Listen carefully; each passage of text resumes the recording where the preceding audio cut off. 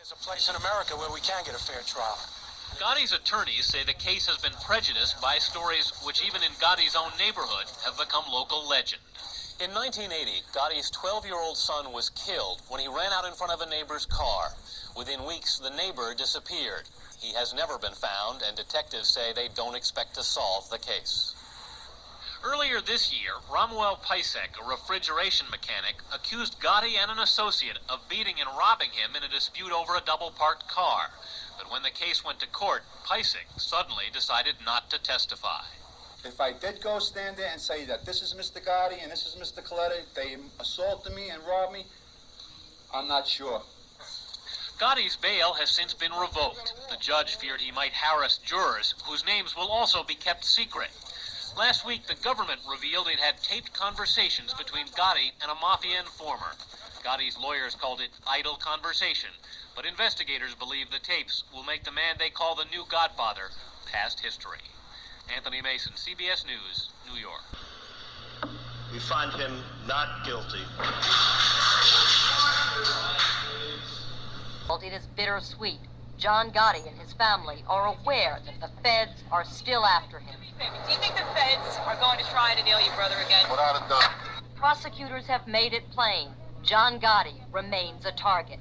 This office intends to prosecute every organized crime target that we have evidence on. Last June, the entire hierarchy of the Gambino crime family, minus Gotti, was indicted on federal racketeering charges. This April, Gotti could find himself in the courtroom with the others. In addition, FBI agents say Gotti ordered the 1985 killing of his boss, Paul Castellano, and prosecutors trying to build a case are combining evidence from the murder with information from tapes secretly recorded in Gotti's social club.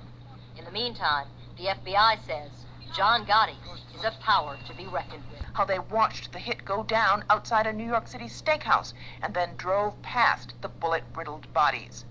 Gravano testified, "I believe Paul got shot first. Tommy squatted down to look through the window and somebody came up behind him and shot." After 3 failed attempts, prosecutors hope Gravano will finally help them strip the Teflon from the Don. He's been there since John Gotti came to power. He knows where all the bodies are buried.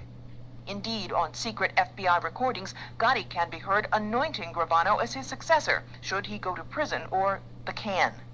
This is my wish. That when I'm with a can, it's going to be what they said. Still, the lawyer who won Gotti's earlier acquittals believes Gravano's testimony can be shaken. They are paid government witnesses, and from time to time we have proved that they will say what the government wants them to say. The government says John Gotti is a cold-blooded killer, perhaps the most ruthless and powerful mob boss in America. Then why is the guy so popular? He's bigger than life, bigger than I thought he would be. Gotti's legend has grown so big, he's called the Teflon Don. 3 previous times the government went after him, and 3 times the charges didn't stick. Not since Prohibition and the flamboyant Al Capone has a reputed mob boss ignited the collective imagination of the American public. He is handsome. He does wear $2,000 suits. He is well-groomed. Every hair is always in place. He's quick with one-liners. Gotti has been a cover boy. He's probably the first mob cover boy. The supermodel of mobsters. Gotti on magazine covers, newspaper headlines. One New York tabloid even followed his court suits, the cut, not the criminal, in a daily fashion column called Gotti's Garb. And every day at the courthouse, the dapper Don plays to a sellout crowd. It's not just average guys caught up in the Gotti spectacle. A who's who from Hollywood came to Brooklyn to take in the show. This is one of the great dramas that's going on today. Art is imitating life on the silver screen. Stylish clothes. John Gotti was sentenced 10 years ago to life in prison for racketeering and murder. And a life sentence it proved to be. He died Monday of throat cancer in a prison hospital at the age of 61. The Catholic Church refused a funeral mass for John Gotti, but that was just about the only honor the deceased Don was denied. His wake was big news, as was yesterday's private funeral service and the motorcade to his final resting place. Many humble people who lived quiet and productive and law-abiding lives died this past week across America. Not one of them received as much attention or as many flowers as John Gotti.